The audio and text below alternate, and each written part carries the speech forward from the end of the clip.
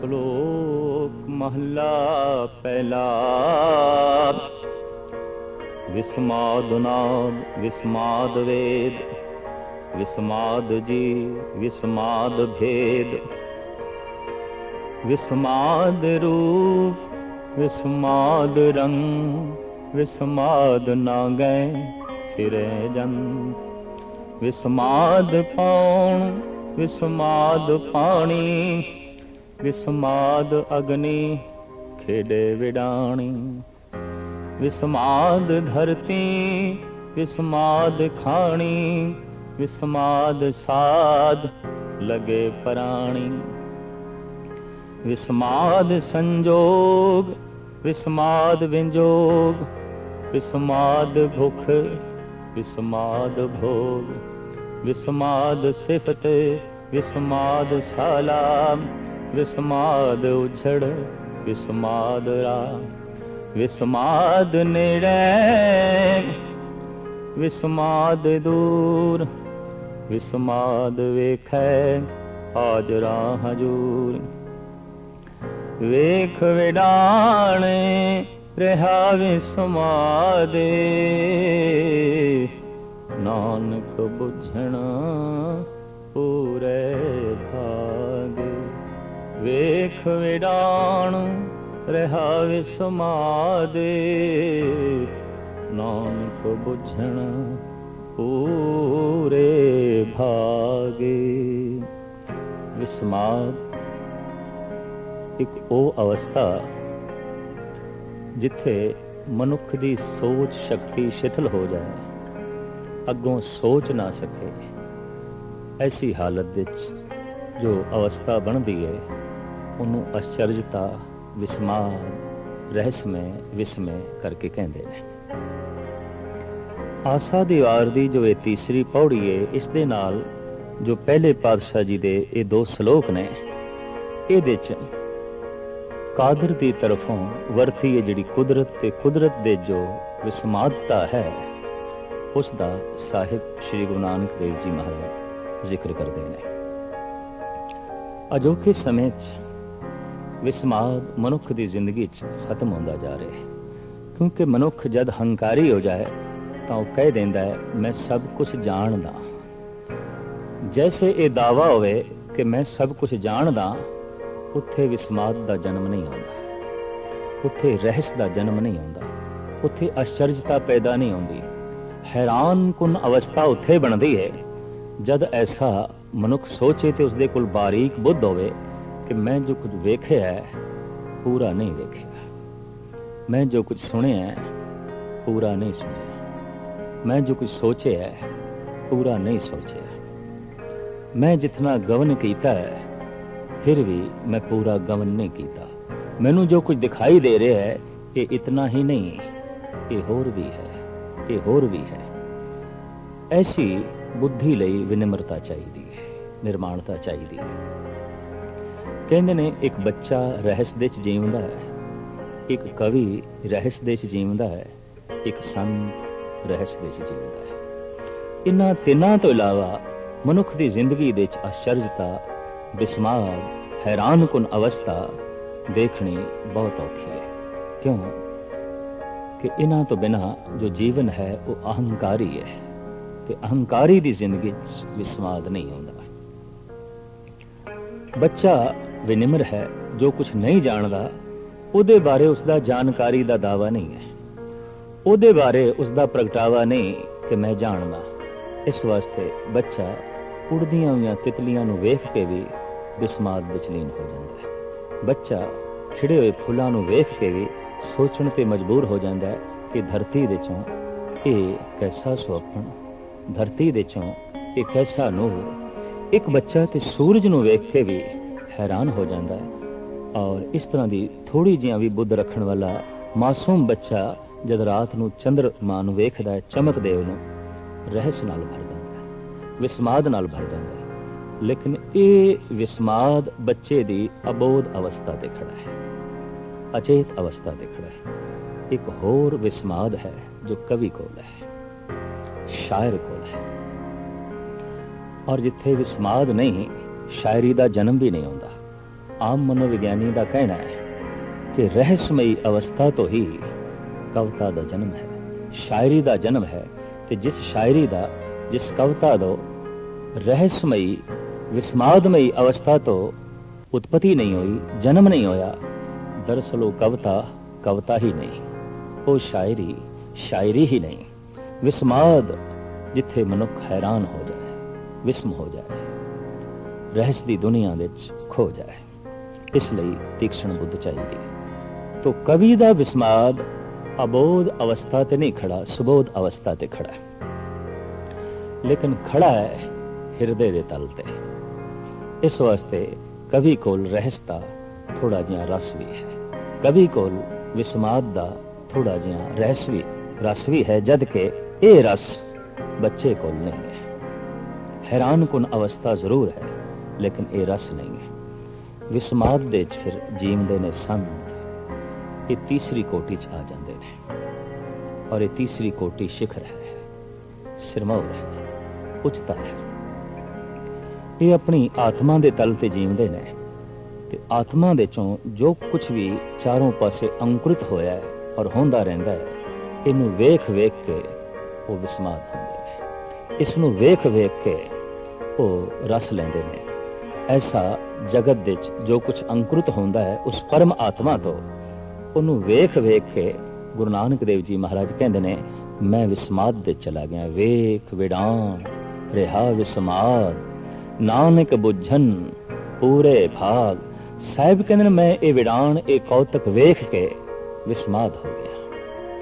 पर ये विस्मादमयी अवस्था भी साहिब कहते ने, नानक बुझन पूरे भाग। कोई बुझदा है, कोई जानदा है, पूरे भागा भाव उसकी प्रालब्ध उच्ची होवे, उसके पूर्वले संस्कार महान होवन, उहदे ते प्रभु की दया बहुत वड्डे पद्धर ते होवे, तां किदे वो विस्मादमयी जीवन जीवंदा है, रहस्य च जीवंदा है। अजोकी सदी, ये जो 20वीं सदी है, ये रस विहीन हो गई है, क्योंकि रहस्य विहीन हो गई है। स्वाद विहीन हो गई है, क्योंकि विस्माद विहीन हो गई है। स्वाद ते उत्थे है जिथे विस्माद है, रस ते उत्थे है जिथे रहस्य है।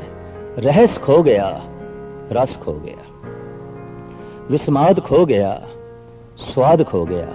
विस्माद क्यों खोया, रहस्य क्यों खोया? अहंकार वधिया। ते अहंकारी कहंदा है, मैं बदलां नूं जो वेखिया है, मैं वेख लिया पूरा और मैं जान भी लिया। मैं सूरज नूं जो वेखिया है, मैं वेख लिया पूरा और मैं जान भी लिया। ये धरती ये मैं वेख लई है और मैनू जान भी लिया। ये किसी वक्त धरती दा, सूरज दा एक हिस्सा सी। ये धरती टुट के ये थल्ले आई, एक पासे हुई, सदियां तक गर्म रही, फिर ठंडी हुई, फिर इस देश वनस्पति पैदा हुई, फिर सहजे सहजे ये जीवन चलिया जो अज विचर रहा है। इस तरीके नाल एक जानकार बंदा कह देंदा मैं तो सब कुछ जानदा। इस वास्ते विज्ञानक दे कोल रहस्य नहीं होंदा, विस्माद नहीं होंदा, स्वाद नहीं होंदा। विज्ञानक कोल कवि वाला हिरदा नहीं, विज्ञानक कोल शायर वाला हिरदा नहीं। उसदी पदार्थ दे नाल नेड़ता होंदी होए भी पदार्थ तो दूरी है, क्योंकि उसने पदार्थ दे वजूद नूं वेखिया है, पदार्थ दी रूह नूं नहीं वेखिया।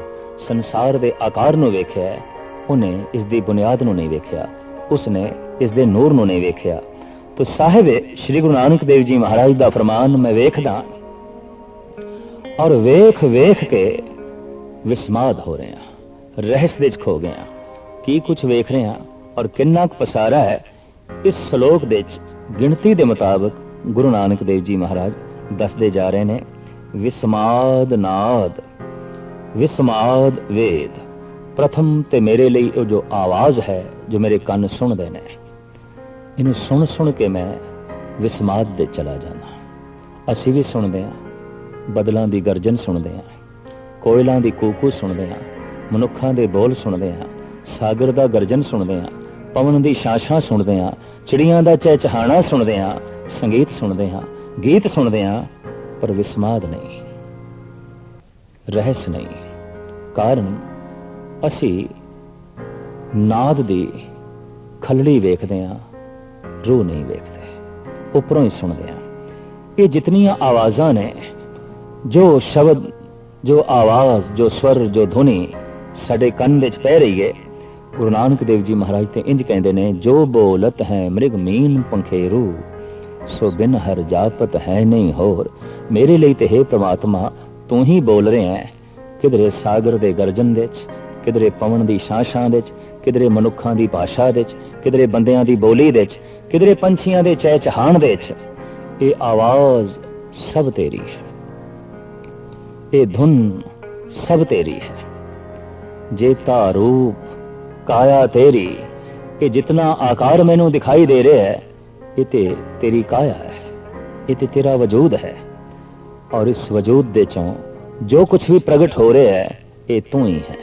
तो साहिब कहते ने विस्माद नाद, ये जो शब्द है, ये जो स्वर है, ये जो आवाज है, इनू मैं सुनदा ते विस्माद हो जाना, हैरानगी होवेगी। विस्माद शब्द नू सुन के, विस्माद आवाज नू सुन के। हाँ, आवाज दी अपनी महानता है, अगर इसनू किधरे बारीकियां दे नाल सुनिया जाए। कद किसी ने बारीकी नाल सुनिया गऊ दा बोलना, कद किसी ने बारीकी नाल सुनिया कुत्तियां दा भौंकना, कद किसी ने बारीकी नाल सुनिया शेर दा गर्जना ते चिड़ियां दी चहचहाट। हकीकत है जिस दिन किसी ने भी बारीकी नाल सुनिया, बिस्मात तारी हो जाएगा और स्वाद दी गंगा वग तुरेगी।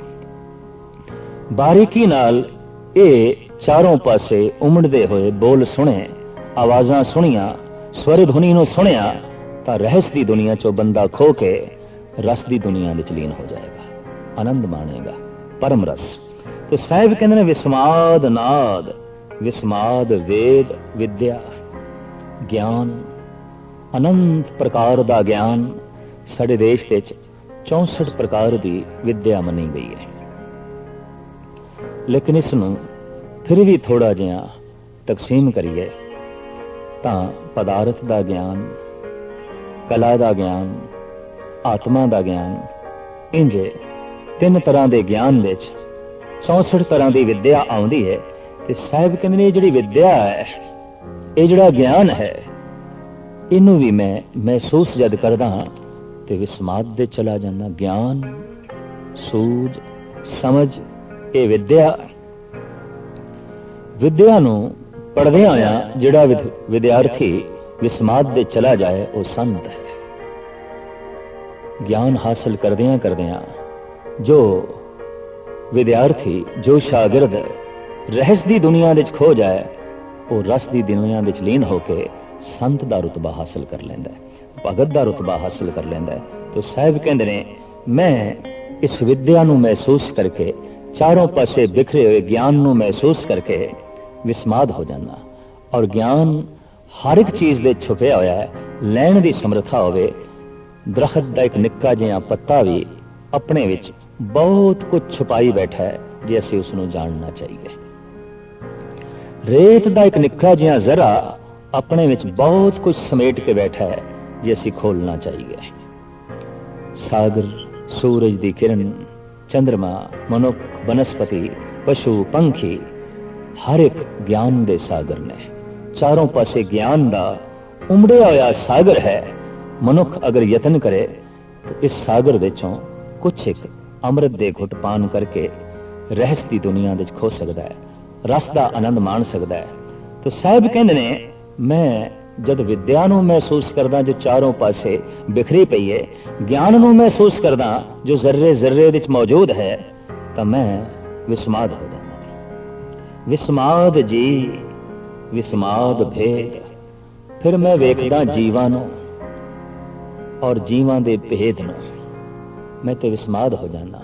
एक चिड़ी तोते नाल मेल नहीं खांदी, तोता कौवे नाल मेल नहीं खांदा, कौआ इल नाल मेल नहीं खांदी, इल बाज नाल मेल नहीं खांदा, बाज कबूतर नाल मेल नहीं खांदा, और इसे तरीके नाल कबूतर कोयला नाल मेल नहीं खांदा।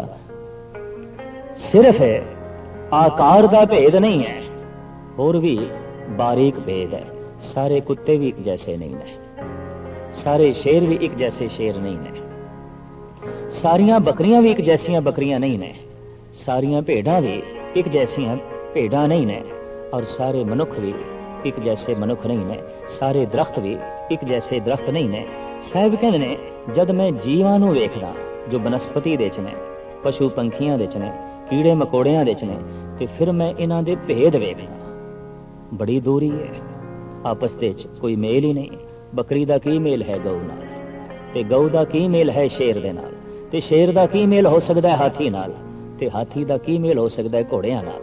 ये ते बड़ी दूरी है, भेद है। साहिब कहंदे ने ऐसा जद मैं संसार दे च भेद वेखदा, एक दरिया दा दूसरे दरिया नाल की मेल है, एक पहाड़ दा दूसरे पहाड़ नाल की मेल है, एक ग्रह नक्षत्र तारे सियारे दा दूजियां नाल की मेल है। दूरियां, भेद। इस भेद नूं जद मैं वेखदा तो विस्माद तारी हुंदा है। ये भेद आपां भी रोज वेखदे हां, चारों पासे सानू दिखाई देंदा है। बंदे बंदे विच भेद है, मनुख मनुख दे च अंतराल है। सारा जीवन सारे जीव महाराज कहंदे इन्हां दे विचकार एक भेद दी दीवार है। ये भेद चाहे रंग दा है, रूप दा है, जात दा है, पात दा है, नस्ल दा है, और इस तो इलावा मनुखी दुनिया दे भाषा दा है, मजहब दा है।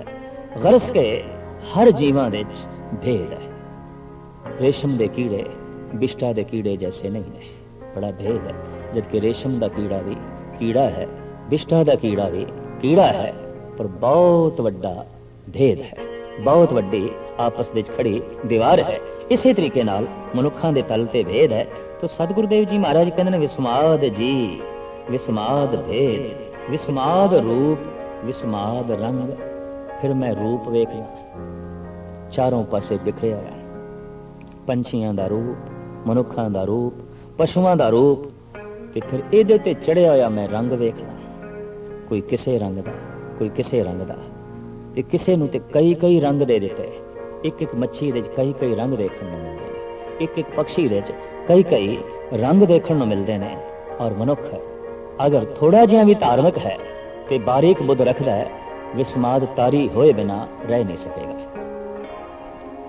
हेमकुंड दी यात्रा दे समय एक उदासी महात्मा ने रस्ते विच बैंगणा दे एक खेत नूं वेख के ਉਹਦੇ ਨੇਤਰ ਸੱਜਲ ਹੋਏ ਤੇ ਬੈਂਗਣ ਨੂੰ ਗਲਵਕੜੀ ਚ ਲੈ ਲਿਆ, ਉਹਦੇ ਬੂਟੇ ਨੂੰ। ਆਮ ਲੋਕਾਂ ਦੀ ਦ੍ਰਿਸ਼ਟੀ ਗੋਚਰ ਜਦ ਇਹ ਘਟਨਾ ਹੋਈ ਤੇ ਇੰਜ ਮਹਿਸੂਸ ਹੋਇਆ ਜੈਸੇ ਕਿ ਪਾਗਲ ਹੈ,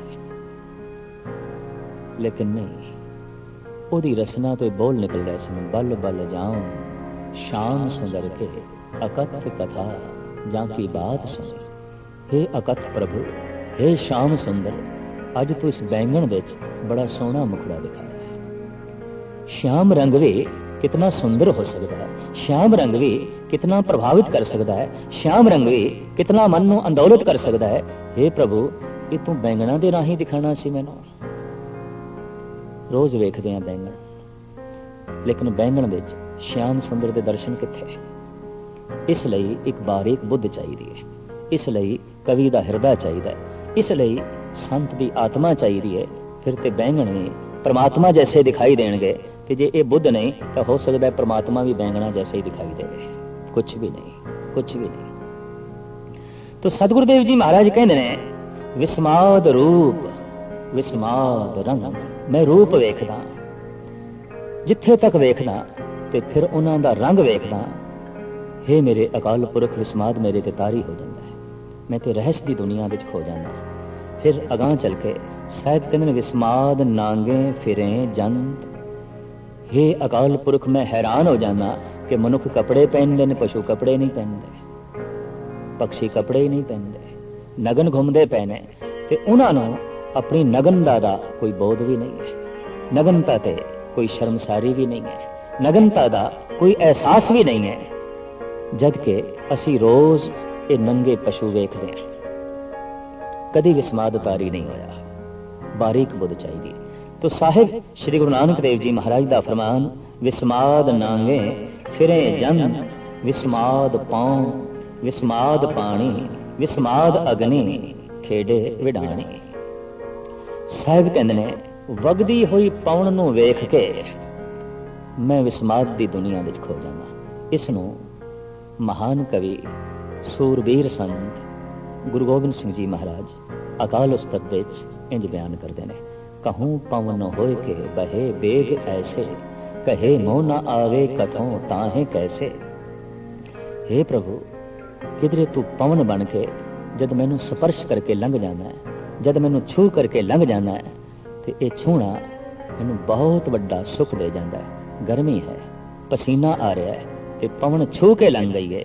एक संसारी नू तो ऐसा महसूस होवेगा, हवा का झोंका आया, कुछ ताजगी दे गया। एक कवि नू कुछ होर ढंग नाल महसूस होवेगा, पर जिहड़ा एक संत है उन्हें ते कहना, हे प्रभु तू अज छू के लंघे है, बड़ा सुख दे गया। तू छू के लंघे है, मेरा पसीना सुख गया। तू मैनू स्पर्श करके लंघे है, तू मेरे अज गलवकड़ी च लगे है। पवन भी परमात्मा है, जद कि कईयां लई ते हो सकता है परमात्मा भी सिर्फ वगदी हुई हवा ही होवे और कुछ नहीं। नहीं, संत लई ते वगदी हुई पवन ये ते परमात्मा है। चारों पासे परमात्मा छू रहा है, सानू स्पर्श कर रहा है, किधरे पवन के रूप में, किधरे धरती के रूप में, किधरे सूरज दीयां किरणां के रूप में, किधरे होर अदृश्य तरंगां के रूप में, चारों पासे सानू छू रहा है। पर एक बदकिस्मती है, असी उसनू नहीं छू रहे। असी अखां बंद कर लेने, असी अपने हिरदे दे उत्ते एक बहुत वड्डा पत्थर रख लेने, फिर भी सानू छू रहे। ओदी स्पर्शता दा बोध क्यों नहीं हो रहा? क्योंकि बुद्धि विकसित नहीं हुई। गुरु जन पास आना, सतसंग दे च आना, इसका मुख मकसद जिहड़ा है वो इतना ही है कि हार परयो स्वामी के द्वारे दीजे बुद्ध विवेका। हे प्रभु, ओ विवेक बुद्ध मैनू दे कि चारों पासे तू जिहड़ा मैनू छू रहे हैं, इसका मैनू बोध हो जाए, इसका मैनू पता चल जाए। ऐसा भी हो सकता है कि मां बाप दा हाथ जो सिर पे पे है, अगर बंदा रहस्वादी है तो ऐसा सोचेगा अज ते परमात्मा ने असीस दे दी, अज ते ईश्वर ने असीस दे दी। मां दे रूप विच, पिता दे रूप विच, गुरु दे रूप विच, उस्ताद दे रूप विच असीस ते चारों पासे मिल रही है। पात्रता होनी चाहिए, योग्यता होनी चाहिए, बोध होना चाहिए। तो साहिब कहते ने, हे प्रभु तू किधरे पवन रूप विच मैनू छू रहे हैं, मैनू ताजगी दे रहे हैं, मैनू जिंदगी दे रहे हैं, और इस वगदी हुई पवन नू वेख के मैं विस्माद हो जाना। विस्माद पाऊं विस्माद पानी। हे प्रभु, वगदे हुए दरियावां नू, बरसदियां हुईयां बूंदां नू, सागर दियां लहरां नू, झीलां नू, और थां थां ते पए पानी नू ते बुझा रहे प्यास, ये पानी मैं ते विस्माद हो जाना। शरीर विच ये पानी, हे प्रभु मैं ते रहस्यदी दुनिया च खो जाना। ये पानी असी वेखते हैं, जैसे बारीक बुद्धि प्राप्ति होवेगी, पानी पानी नहीं दिखाई देगा। पानी प्रभु अकाल पुरख दा रूप दिखाई देगा। हकीकत है, गुरु गोबिंद सिंह जी महाराज कहते ने, कहूं फूल होए के भले राग फूले। हे प्रभु, कमाल दी गल है, किधरे मेरे सामने तू फुल के खड़े हैं, फुल्लां दी तरह फुल के खड़ा है, फुल्लां दे च। ऐसा सोपन, ऐसी कोमलता, तू इतना कोमल है, तू इतना सुंदर है, तू इतना सुगंधित है। कहूं फूल होए के भले राग फूले, कहूं भंवर होए के भली बात भूले। हे प्रभु, मैं ते एक होर कोतक वेख के हैरान हो रहा कि किधरे भौरा हो के तू आप ही अपने रूप ते मस्त होया फिरदा है, आप अपनी सुगंधी ते मस्त होया फिरदा है। फुल दे चारों पासे प्रकरमा पिया करदा है, फुल तो आप, भौरा तो आप, अपनी आप दे च ऐसी लीनता, अपने आप दे ते ऐसा तो मोहित होया फिरदा है। ये एक दृष्टि है, एक धार्मिक दृष्टि है। जद ये मिलती है तो चारों पासे पसारा ब्रह्मदाई दिखाई देंदा है। सतगुरुदेव जी महाराज कहते हैं, पानी नू वेख के मैं विस्माद अवस्था चला जाना। प्यास लगती है, पानी पींदियां जो शांति मिलती है, चैन मिलता है, शरीर नू जो आराम मिलता है, हे प्रभु मैं दंग रह जाना। इतनी वड्डी तेरी ये दात, इतनी वड्डी तेरी ये सौगात, और इस दे च इतना तू रस पा दिता, इतना तू जीवन पा दिता। विस्माद अग्नि खेड़े विढ़ाने। मैं विस्माद हो जाना अग्नि नू वेख के जो तरह तरह के कौतक पई कर दिए।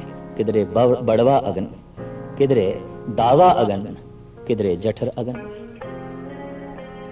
दावा अगन जो बनस्पति दे विच है, बड़वा अगन जो सागर दे विच है, जठर अग्नि जो जीवां दे शरीर दे अंदर है। साहिब कहंदे ने मैं ते दंग हां, वख वख ये अग्नियां वख वख कौतक कर रही ने, अपने अपने ढंग नाल ये तमाशा कर रही ने।